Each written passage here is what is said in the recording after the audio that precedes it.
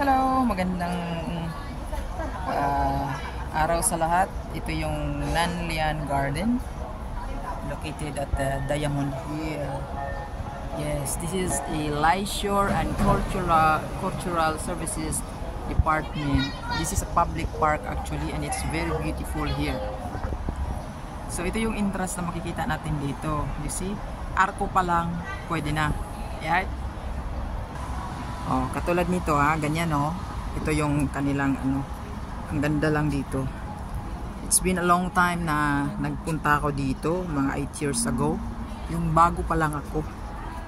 So ito yun. So kapag pumasok tayo dito, ito yung makikita natin sa entrance pa lang. So ito na. Entrance pa lang.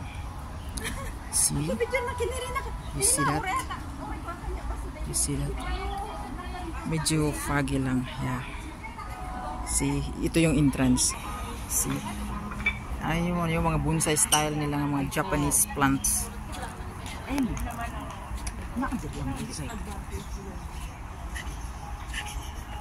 Ni Puyaw na wala soma. Hindi ko amoy pinto Oh, see? This is a beautiful view here. Okay, ni Chang la. Sala. Ito naman yung kanilang what is it called this? Ancestral na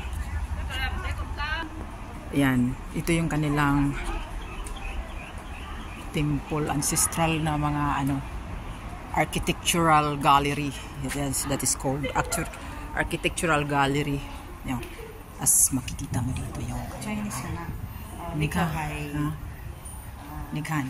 This one is yung unang panahon pa, the oldest kind of temple before. Monastery. Yeah. So, diyan makikita mo diyan. See, mababasa natin. At ito yun. See.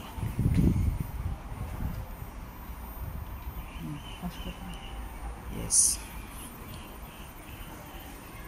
And as you can see here, inside there still have. So, yan. Ang ganda ng kanilang pagkagawa ng design of architecture. Like this. Original wood. The wood is how many years? American. Dugong. Tapos ko. Yes. So just like this yung kanilang pagoda. You see?